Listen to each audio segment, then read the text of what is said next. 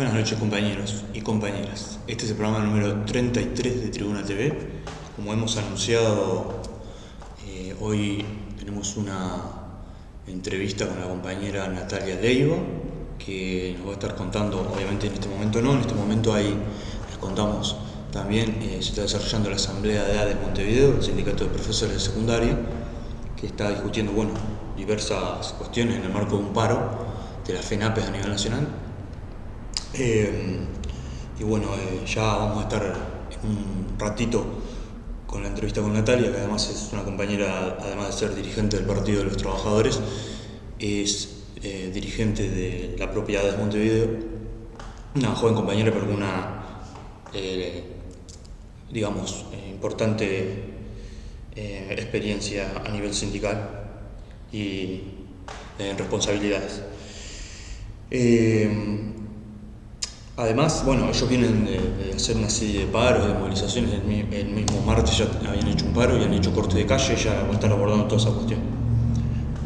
Antes queríamos hacer algunas consideraciones de lo que se está discutiendo actualmente a nivel nacional, y en el eje está, en estos momentos, un comunicado que sacó Presidencia donde anuncia el no aumento de naftas ni de gasoil, ¿verdad? Esto en contradicción con un informe de la URSEA. Ustedes saben que la URSEA es el ente que regula toda la cuestión que tiene que ver con la energía y los combustibles, donde se recomienda exactamente un aumento tomando en consideración el aumento de los precios internacionales del petróleo. Este fue un tema, es un tema importante porque este fue uno de los puntos que la ley de urgente consideración trastocó, y fue muy discutido incluso en la interna del gobierno de coalición, y fue defendida por uña y diente por el presidente y por su partido, digamos, y tiene que ver con lo que se dio en llamar en los precios de paridad de importación. Este es el término técnico con el que se discute, PPI, que básicamente es seguir en espejo el crecimiento del aumento o el descenso de los precios del crudo, ¿verdad? El informe de la URSEA último, no solo para este mes, sino para el mes anterior también, para octubre, en septiembre hizo un informe para un aumento en octubre, y ahora en octubre hace un informe para los aumentos en noviembre, recomendando un ajuste de tarifas hacia arriba, obviamente, un 4%, un 12% en otro caso, y un pequeño ajuste en el supergas, que creo que no lo recomendaba la URSEA, pero también tiene una tendencia al alza, y esto fue desestimado por Presidencia, por el gobierno, en palabras del ministro de Industria, y esto es significativo. Algunas conclusiones. El gobierno se desmarca de la propia, de lo establecido por él mismo en la LUC, lo cual nos dice y nos habla de la inconsistencia del gobierno, ¿verdad? ¿Cuál es el argumento que se da desde el partido de gobierno, desde la coalición de gobierno para este rumbo, para esta decisión? Que las márgenes de ganancia de ANCAP, que por el producto de la venta de gasoil de ANCAP a UTE, le dio desde mediados de año para acá ganancias extraordinarias a la refinería estatal, producto de que UTE le está vendiendo energía a Brasil por la enorme sequía que está atravesando el gigante del norte, ¿verdad? Entonces le vende energía producida a través sobre todo de UTE, producida a través de gasoil. Entonces ese aumento de precio del crudo a nivel internacional, que todos los indicadores pronostican que se van a mantener, y se van a mantener al alza. Ahora creo que el precio de referencia es el Brent, el crudo Brent, es el tipo de referencia que tiene ANCAP, está por encima de los $80, y la tendencia es hacia arriba.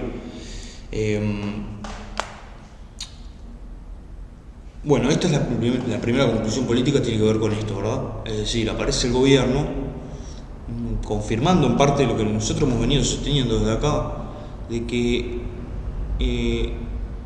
el gobierno, toda su política es inconsistente, digamos. Otra consideración que puede caber es que el gobierno tiene la mira puesta en el propio referéndum, ¿verdad? De la LUC. Es una forma, es decir, está en un brete en este sentido, porque para no perder el referéndum tiene que violentar la propia LUC, ¿verdad? Es decir, que es un círculo vicioso esto, no va a ningún lado. Obviamente que este problema de que ANCAP se va a hacer cargo de la diferencia por esta vez, o por segunda vez, mejor dicho, es simplemente un pretexto, ¿verdad?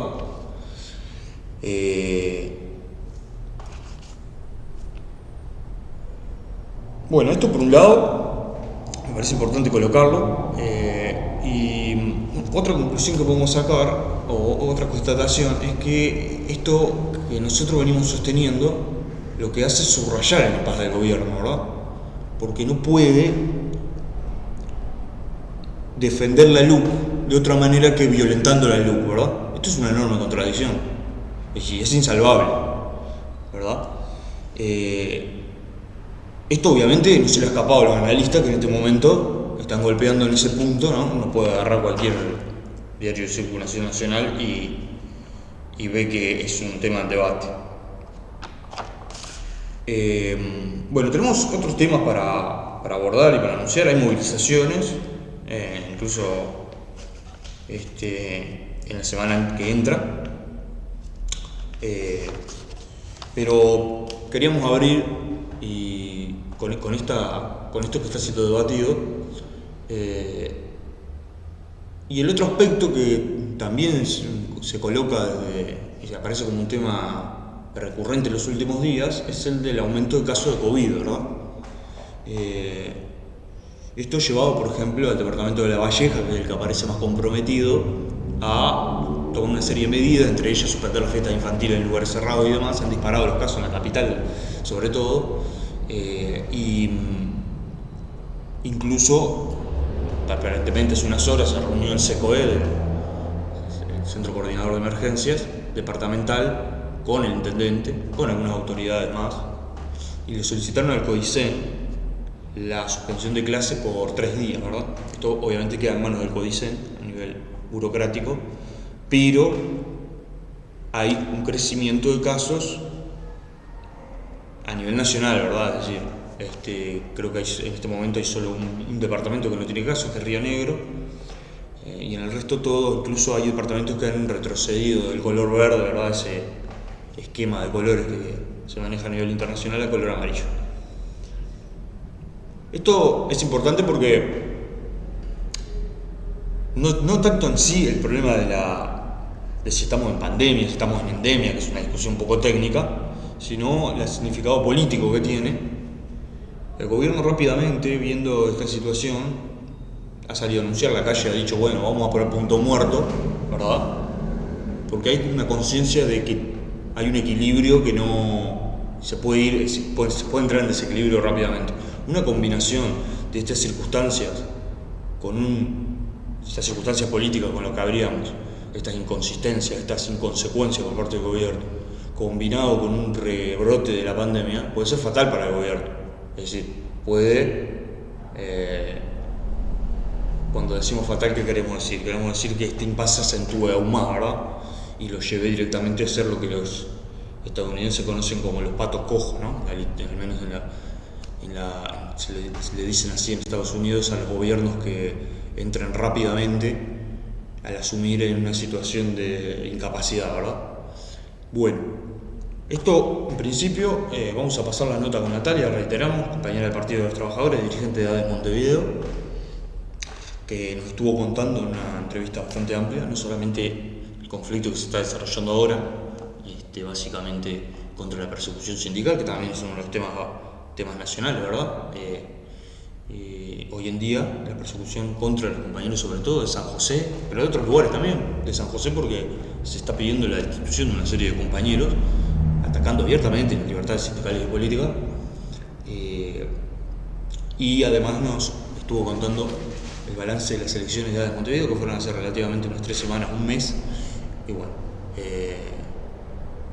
sí, estamos ahí. ¿Estás? Bien. Natalia Leiva, nuestra primera que nos acompaña, compañera del Partido de los Trabajadores.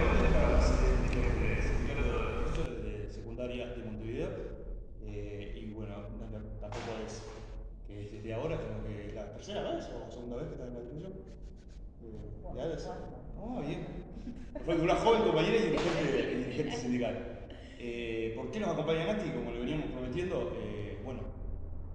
de repente empezamos de atrás para adelante, hubo elecciones en el sindicato de Montevideo, pero ahora están inmersos en un conflicto importante, ¿verdad, Natalia? Sí, estamos en un conflicto que está generado por varios factores que hemos estado denunciando desde hace por lo menos un par de años, que tienen que ver con la profundización del desmantelamiento de enseñanza secundaria, en particular a partir del recorte brutal de horas docentes y de cargos a nivel de los liceos de todo el país.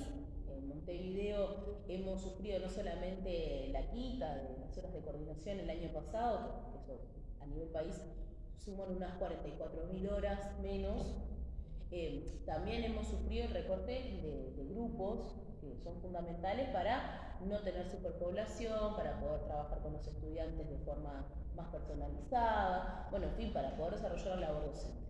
A esto se suma además una serie de acciones por parte de la Dirección General de Educación Secundaria que tienen que ver con el autoritarismo con el que desarrolla toda su planteo, ¿no? Toda su intervención a nivel de orientación política, de sus decisiones, tiene que ver con la imposición de la elección de horas virtual, la imposición de una reestructura en cómo se eligen determinados cargos, el recorte de horas, la falta absoluta de información fidedigna, lo que hay son trascendidos que luego se van confirmando particularmente, pero no hay una información concreta que diga, bueno, estas son las horas que se están designando, en comparación con el año pasado, qué sé yo. Eso no existe. Y tampoco existe ningún tipo de intención de desarrollar una negociación real que tenga que ver con nuestras condiciones de trabajo y las condiciones de estudio de los estudiantes.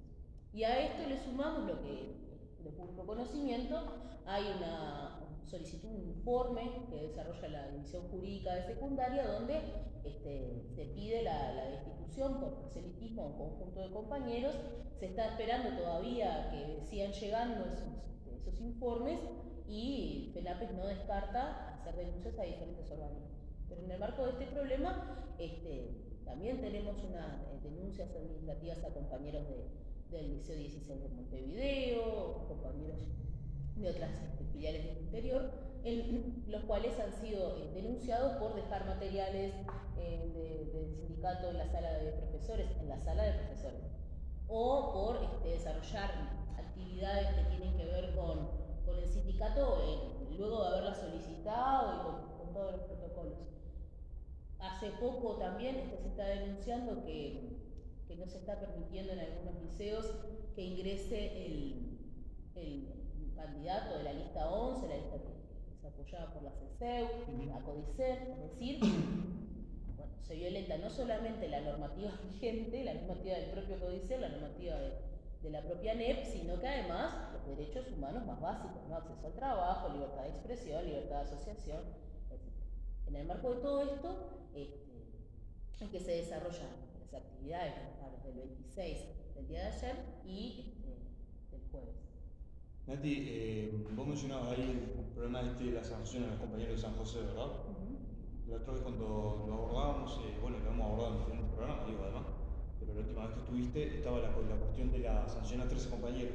Ahora eso se mantendría o se iría más a un sector, no a todos, ¿verdad? Sería la sanción. No está claro cuál es el planteo que quiere desarrollar desde la dirección, porque además hay un asunto, como con la LUC tiene una autonomía absoluta, ¿no? Y puede determinar prácticamente lo que se le ocurra, no tenemos claro cómo va a seguir esto.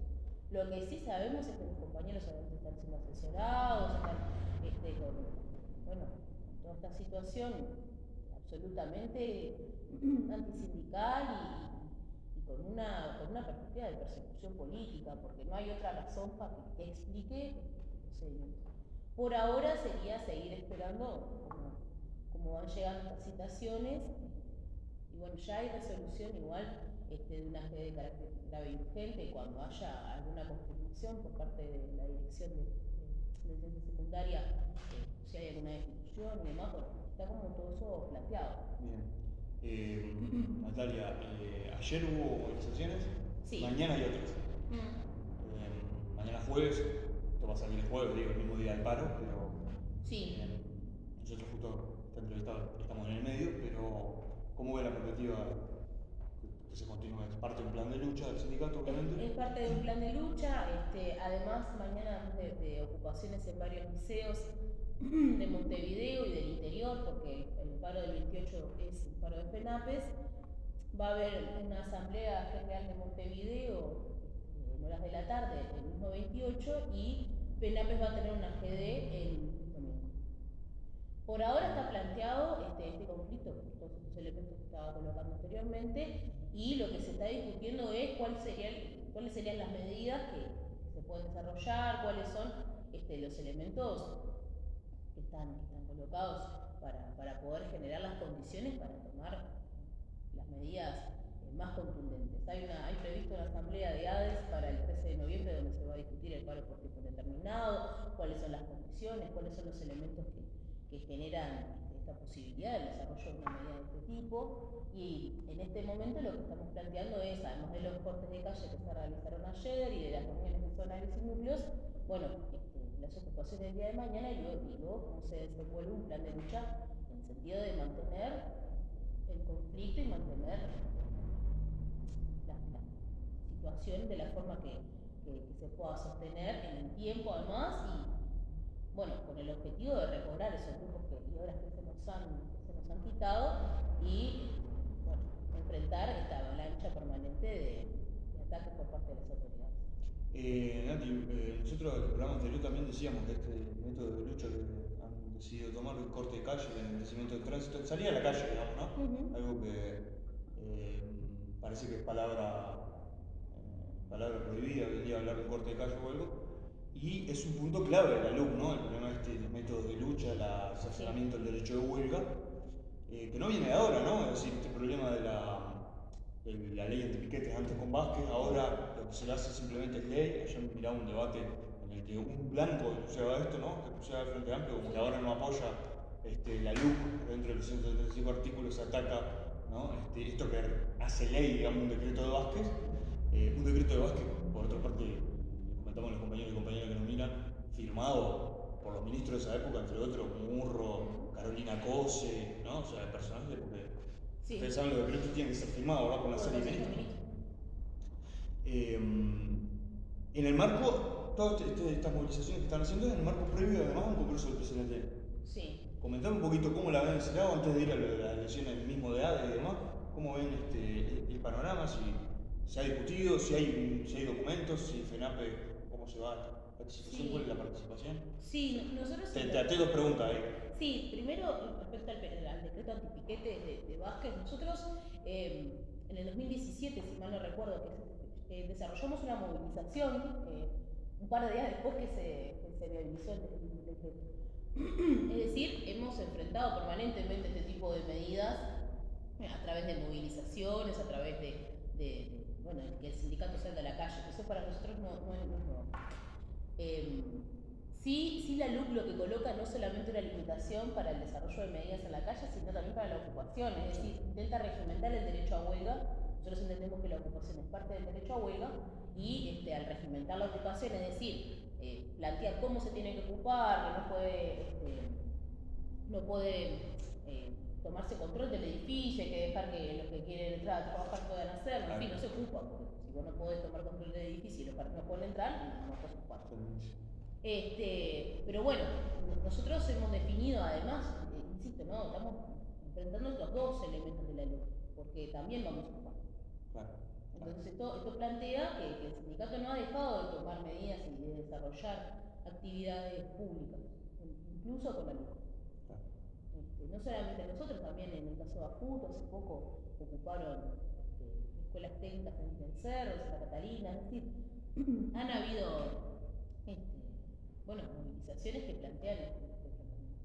Respecto al Congreso del PCNT, nosotros vamos a tener en la asamblea del 28 es un punto del orden del día, la discusión de los documentos, la discusión de los planteos que están contenidos en ellos y bueno, también de las redes penales.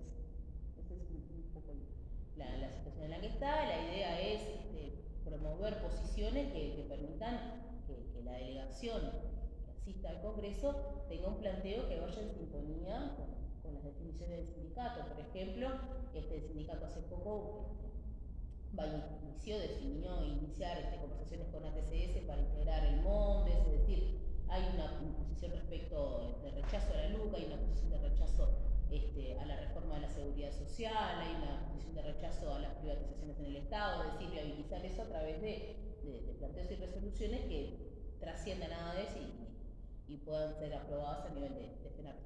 Muy importante esto que mencionaba la compañera Natalia, el MONDES para los compañeros que de repente el Movimiento Nacional en Defensa de la Seguridad Social lo hemos abordado acá sistemáticamente y es muy importante porque se integren los sindicatos, ¿verdad? Plenamente a este movimiento, porque creo que además debería ser el eje principal de debate del propio Congreso del PCNT, aunque increíblemente todavía no se ha difundido el famoso documento que aborda este tema en los sindicatos. Nati, elecciones y nada de Montevideo que fueron hace un mes, 3 semanas. Sí, un poco más. Principio de octubre, perdón. Y eso es un debe nuestro porque hace bastante veníamos prometiendo, pero bueno, estamos ahí, igual es una directiva nueva, ¿verdad? Sí, es una directiva que en realidad empezó hace 3 semanas. 3 semanas, perfecto. Funciones. Bueno, la elección de ADES se desarrolló entre fines de septiembre y principios de octubre. Estuvieron planteadas 2 alternativas, la lista 1 que responde fundamentalmente al Frente Amplio y la 1 de mayo que es un frente sindical donde invitamos compañeros de diferentes corrientes políticas, ideológicas. Fueron las 2 listas que se presentaron. Fueron las 2 listas que se presentaron. En estas elecciones el saldo fue que lista 1 obtiene 4 lugares en la comisión directiva y la 1 de mayo 3. Esta situación además se relaciona con una cuestión que tiene que ver con una incapacidad de desarrollar un bloque clasista, de desarrollar un planteo que permitiera generar las condiciones para que la lista del Frente Amplio no tuviera mayoría dentro de la directiva, ¿no?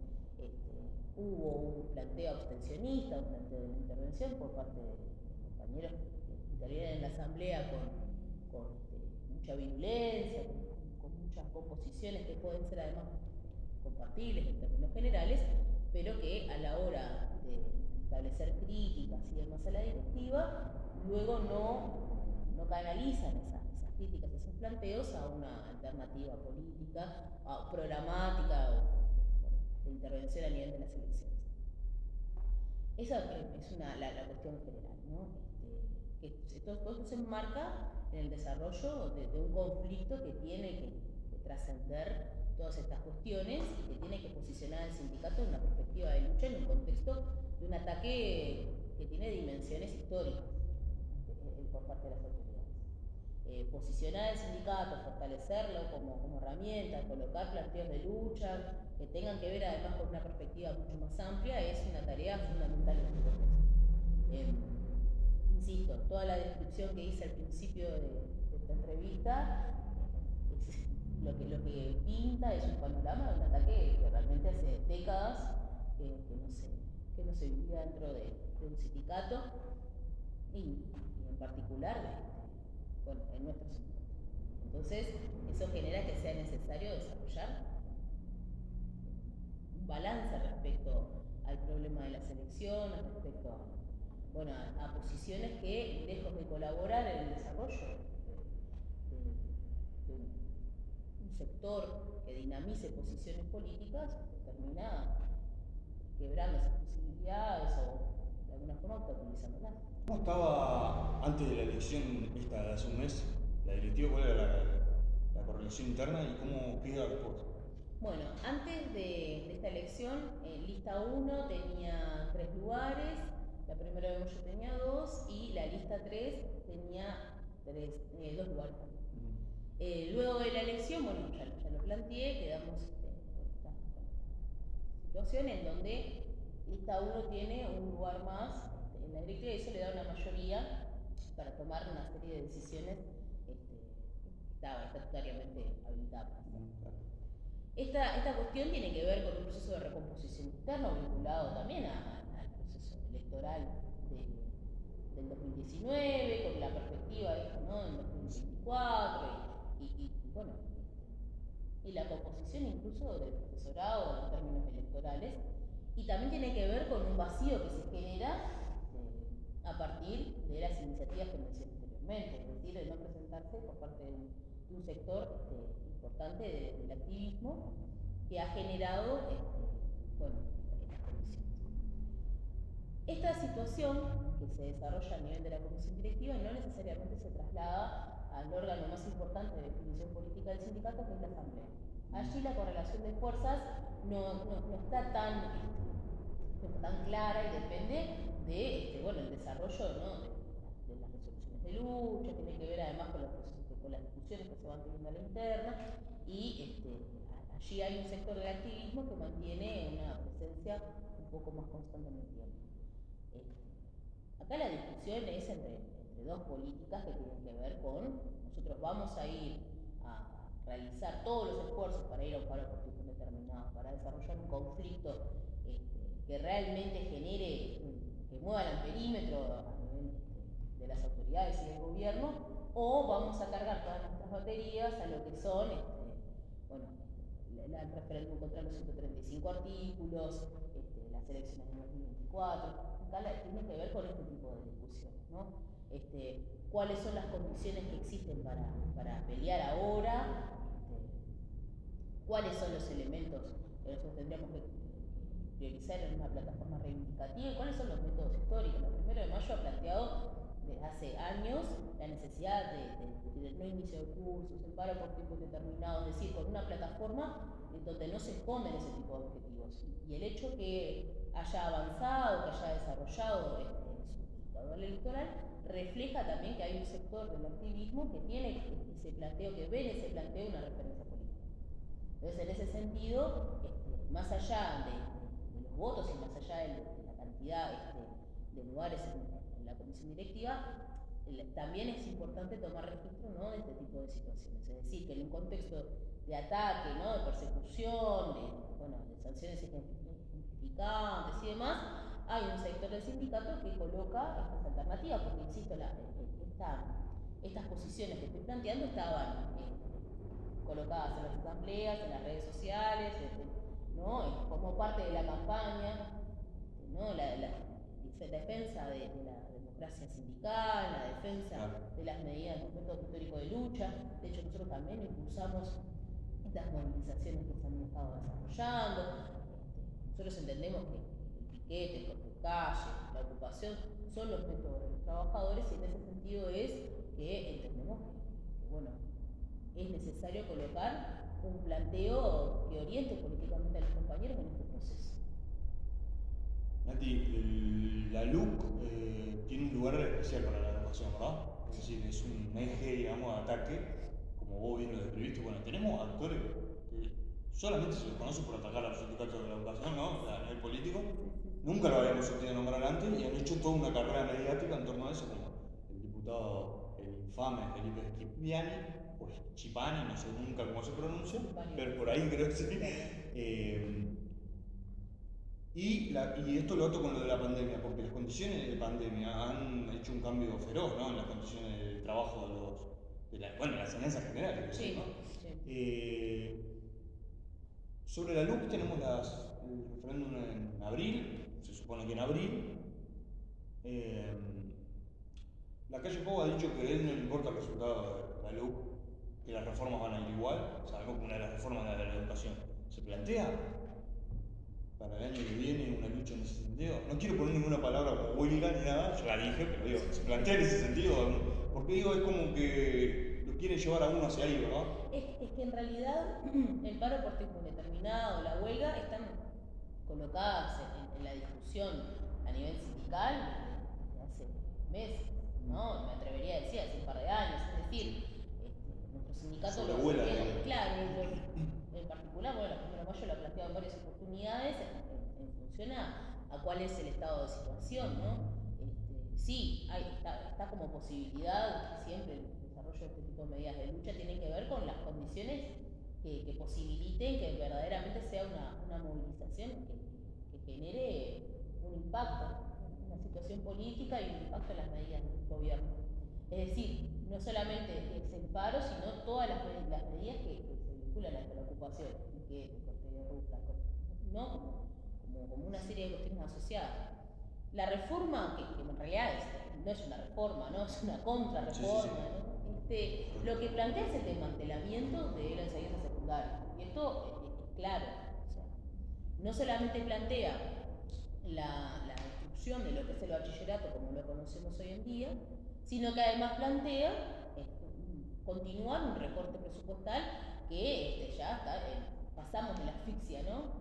Estamos ya en la etapa del desmantelamiento completamente, 56 millones de dólares menos para la última rendición de cuentas. Fundamentalmente, sí, 56 millones de dólares. Fundamentalmente en secundaria. Para el año que viene, además tenemos, bueno, que hay una serie de horas que tienen que ver con las tutorías que parecería que se van a designar un mes después de empezar las clases. Tenemos además este planteo, ¿no? De reestructura gerencial que tiene que ver con las definiciones que tiene la LUC. Y a su vez tenemos el desmantelamiento de los bachilleratos, los grupos de 36 estudiantes, tenemos bueno, la destrucción de lo que es la enseñanza secundaria del sistema público. Porque además tenemos de nuevo el problema, ¿no? Mantenemos el problema de las tercerizaciones, de las privatizaciones, el salario docente. Hoy en día un docente gana 2.000 pesos menos que en febrero, es decir, en su salario real, el poder adquisitivo de los docentes es 2.000 pesos menos que en febrero.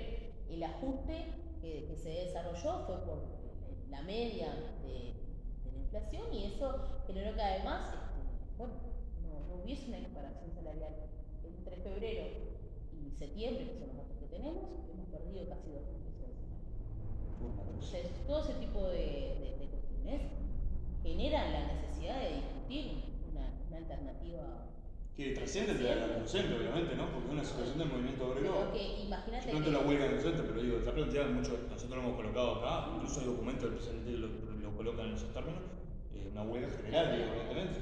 Porque esto que vos decís me parece un datazo de un recorte en dinero, ¿no? Ya no estamos hablando de hacer ningún cálculo en abstracto, sino en dinero de 2.000 pesos acá a febrero. Es una barbaridad. Es que claro, porque si el ajuste no equipara el aumento de los precios, evidentemente hay pérdida salarial. Entonces, si vos comparás cuánto gana un docente, va perdiendo poder adquisitivo, porque los alimentos, ¿no? Alquileres, qué sé yo, el boleto va saliendo cada vez más, vos ganando lo mismo, entonces vas perdiendo poder adquisitivo. Y esto obviamente que le pasa a todos los trabajadores. A todos los trabajadores porque excepciones muy particulares que han obtenido la equiparación y además un ajuste por encima de la inflación, la mayor parte de la clase obrera uruguaya gana menos de lo que ganaba en febrero de este año, ni que hablar con periodos anteriores. Y tiene que ver con, bueno, las negociaciones de la burocracia sindical el año pasado, con esta cuestión de la pandemia, ¿no? De, bueno, cómo se iba a... Bueno, negociaron cómo se iba a reducir el salario, básicamente. Y todos estos elementos están colocados a nivel general, no es solamente para la educación. Nosotros además, me parece que lo que se suma a todos estos problemas generales es la persecución feroz. Que también, imagínate que están desarrollando la investigación administrativa compañeros porque aparecieron, ni siquiera porque aparecieron volantes en la sala de profesores. Y como aparecieron volantes en una sala de profesores, se inicia una investigación administrativa a quienes presuntamente habrían dejado volantes en una sala de profesores. Ayer miraba, Nati, a Marcela Bianchi, esto es increíble, yo nunca vi. Compartió un volante en su Twitter, Marcela Bianchi, senadora del Partido Nacional, de un volante que no decía nada del Liceo 46, Paso la Arena, ¿puede ser? 46, ¿no? Que el volante lo que decía es que, bueno, que había recorte de grupo, que eso implicaba más concentración. Una advertencia al núcleo, a los padres, una mariposita. Yo digo, pero no decía nada grave, ¿entienden? A ver si me entienden lo que nos están escuchando. Yo dije, alguien que está en este nivel de detalle, tiene un objetivo muy claro, ¿no? Es decir, están en una. Y tiene alguien que se lo manda, además, ¿no? O sea, y hay algo que es. No, nada es casual.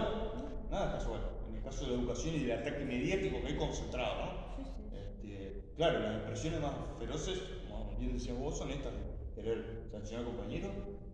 Porque aparecieron volantes Apareció en un la cara volante, ¿qué es? Claro. O sea, es una cosa que inusitada. O sea, verdaderamente Sí, el objetivo es destruir el sindicato, no hay no hay. es destruirlo, Claro. desmoralizar a los militantes, las militantes, ¿no? Hay todo hay una perspectiva detrás. Pero además hay otros casos qué sé yo, ¿no? Mensajes que circulan donde se plantea que no se pueden desarrollar reuniones de núcleo dentro de los liceos en los días de paro, toda una serie de cuestiones que lo que hacen es buscar eso, ¿no? La destrucción del sindicato para facilitar el proceso de desmantelamiento de la educación secundaria. O sea, en realidad el obstáculo, ¿no? Está identificado el obstáculo, es el sindicato, y acá tiene que ver con que nosotros le decimos recortes porque es un concepto que ya está como prendido, pero acá lo que hay es una reestructura de tipo gerencial. ¿No? Como hacen en fábricas en el mundo. Bueno, he hecho tanta gente y ahora vamos a funcionar de esta forma y no hay ningún tipo de intento de desarrollar una educación que tenga que ver con la integralidad y no importa. Entonces a eso le llaman reforma educativa. Claro. Lo mismo que con la imposición de la elección de la virtual. No hay ningún elemento que genere ni una necesidad ni una situación no sé, de un reclamo, no hay absolutamente nada. De hecho, las autoridades cuando plantean por qué se va a desarrollar la elección de las virtuales, dicen porque podemos. Sí, O sea, sí. no hay un elemento que diga, bueno, mirá, no hay nada. Bueno, ¿por qué podemos? ¿Por qué no modernizar? Y bueno, lo vamos a modernizar. Bueno, claramente lo que se intenta es obstaculizar el rol del sindicato en el proceso de elección de horas, ¿no? Pero además tiene que ver con toda una serie de medidas que, como si no quieren llevar a determinados escenarios para viabilizar una reforma educativa en sus términos, ¿no? En realidad es eso, es la destrucción de la enseñanza secundaria como la conocemos y su reestructuración a partir de principios empresariales. No tenemos al director gerente, tenemos, ¿no? Toda una serie de cargos que están asociados a ese director gerente, tenemos además una elección de horas que en cualquier momento van a intentar que además sea con permanencia. Tenemos además todo este escenario, ¿no? Desaparecen determinadas orientaciones artísticas vinculadas a las humanidades de los bachilleratos, cada vez se hace más sencillo el pasaje de grado y nos podemos decir, bueno, no, el hecho de que se hace más sencillo el pasaje de grado en realidad tiene que ver con una componización de los contenidos, y va en detrimento de los estudiantes. Y con un ahorro presupuestal, porque volvemos al mismo concepto. Acá lo que está en juego es la guita, el Estado quiere hacer caja con la educación. ¿No? Por eso pasa 5 meses sin destinar docentes, por eso, bueno, se ahorra, imagínate que si hay más o menos un 33% de repetición, si se ahorra esa cantidad de porcentaje de presupuesto todos los años, es un ahorro monumental en construcción de liceos, en preparación, en salarios. Todas las medidas apuntan a no generar gastos y, bueno, tener ese dinero para pagar la deuda, para pagar a los acreedores, pero no para destinarlo a los estudiantes, a los hijos de los trabajadores. Y eso es lo que está planteado. Y con todas las medidas que se van a abordar, todo esto, ¿no? Las Bianchi que salen en las fotos, el otro que sale con la comisión de no sé qué, todos estos elementos lo que hacen es distraer del verdadero problema que es el desmantelamiento, la destrucción de la enseñanza secundaria a partir de un brutal recorte presupuestario. Clarísimo. Nati, no sé qué más agregar todo esto. No, la que de repente quiere agregar algo más que puede haber quedado en el tintero que yo no me di cuenta, sos vos, y si no, vamos a estar atentos sí, a todas las medidas. Bueno, ya reiteramos que hay asamblea y se va a seguir discutiendo medidas, calculo. Sí, van a haber ocupaciones, van a haber asambleas. A partir de eso se hará una síntesis, ¿no? De lo que han sido estas jornadas, de lo que será la del jueves. Y bueno, hay que también ir esperando novedades y analizando qué es lo que va a ocurrir con el Congreso del PCNT. Y bueno, luego, antes de eso, con las que de esperar. Totalmente. Nati, muchísimas gracias de nuevo.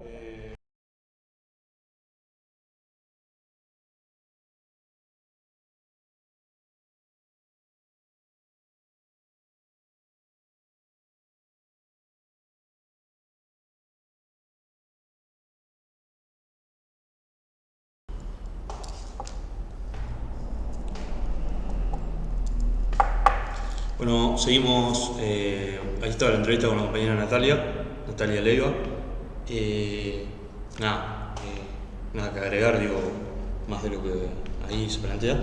Simplemente decirles que hoy se ocuparon los liceos 39, 62, 72, 77 y el IABA, que era justamente lo que hacía referencia a Nati, que se iban a mantener esas ocupaciones, se iban a hacer esas ocupaciones. Un conflicto interesante porque ha combinado distintos métodos de lucha,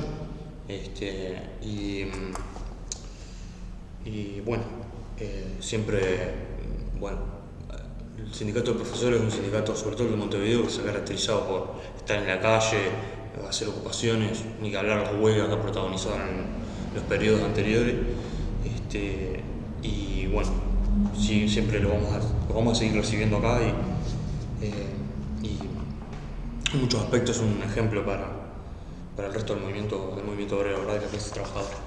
Quiero informarles que otras movilizaciones que van a haber, esta es muy importante porque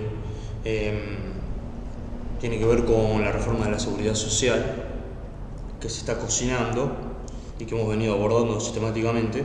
Para nosotros muy importante, es quizá la madre de la batalla de estos meses, la madre de todas las batallas.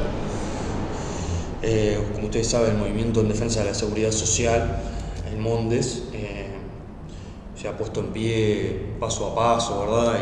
Y durante todos estos meses últimos, incluso en pandemia, con mucho esfuerzo y mucha tenacidad, un grupo de compañeros han puesto en pie comisiones en diferentes barrios y ahora están convocando una movilización para este miércoles 3, es decir, el miércoles que viene, a las 18 horas en Plaza Independencia frente a Torre Ejecutiva. Es muy importante la movilización, ya se han hecho actos zonales y demás. Esta es una movilización central, a la que van a convocar incluso desde el interior compañeros que van a venir, obviamente, que es muy importante. En estas horas se supo que el borrador que entregaría a la Comisión de Expertos en Seguridad Social, esta comisión que está integrada por 15 miembros, ¿verdad?, el borrador definitivo se entregaría el 12 de noviembre. Sería importante hacer una movilización para el propio 12 también, es decir, mantenerla del 3 y hacer otra del 12, porque va a ser un hecho político, y ese borrador, digamos, es la confirmación de esta declaración de guerra de la Comisión de Expertos y del gobierno, de la calle, contra los derechos jubilatorios de los trabajadores, contra la jubilación, contra el salario, y contra la clase obrera, finalmente. Este documento, que va a ser la base para la ley, se entregaría el 12 de noviembre. Obviamente que nosotros vamos a estar el miércoles, el Partido de los Trabajadores convoca a estar. Para nosotros es un compromiso ineludible, aunque suene a frase hecha, es realmente lo hemos venido denunciando. Incluso recordábamos algunos spots que habíamos hecho para la campaña electoral del 2014, y en esa ocasión, en 2014, éramos los únicos que planteábamos esto en estos términos, es decir, el rechazo a la reforma de la seguridad social que ya venían amasando bajo el gobierno de Tabaré Vázquez, Astori y de Mujica, y donde se decía claramente que había que ir a una reforma. Bueno, evidentemente esto se pudo concretar un tiempo después, pero ya les digo, esto es el miércoles 3 a las 18 horas. Seguramente nosotros transmitamos en vivo, pero es importante estar ahí, estar presente y ser una gran cantidad de compañeros allí. Lo otro es que, bueno, además el próximo fin de semana, el próximo, el del 5, 6 y 7 de noviembre, se va a estar desarrollando el Congreso del PCNT. Esta es una instancia importante también. Nosotros tenemos en el debe, que hoy no va a poder ser, pero esperamos hacerlo para al menos la próxima semana, el abordaje de los documentos, ¿verdad? Yo simplemente los puedo ojear, son documentos profusos, profundos. No sé si profundos, quiero decir, son extensos, y solamente pudimos abordarlo muy superficialmente, pero nos comprometemos a tener una opinión, un análisis en las próximas. Son al menos 3 documentos de balance y perspectiva que deben ser abordados, porque uno de los debates claves es justamente el de la reforma de la seguridad social. Yo diría que es el debate que debería abordar el Congreso del PCNT, que a priori, al menos parece, no está en el radar del debate precongresal, ¿verdad? no aparece como un tema. Es grave, quiero decir, es decir, estamos hablando de las reformas que el Fondo Monetario Internacional impulsa para toda la región y que ha provocado verdadero levantamiento, ¿no? Nosotros no nos cansamos de insistir sobre este punto,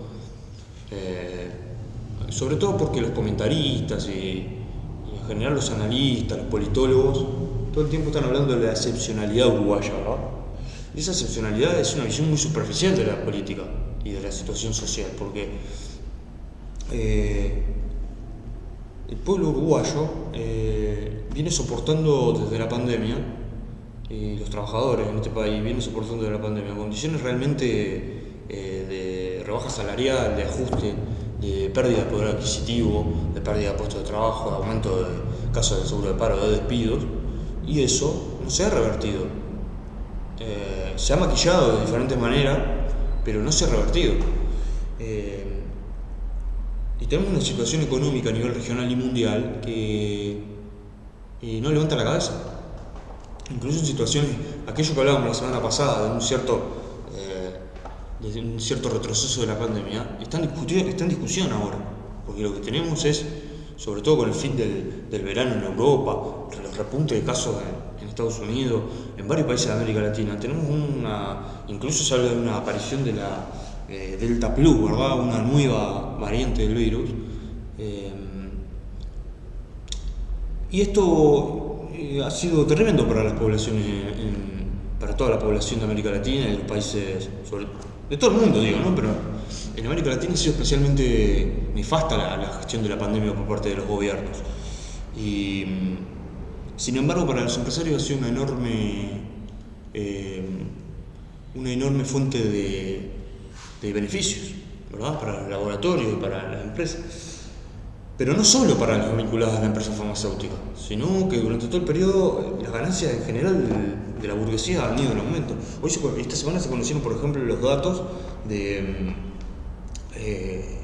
los principales grupos frigoríficos y del país, ¿verdad? En este caso, brasileros, Marfrig y Minerva, y las ganancias superan el 150%.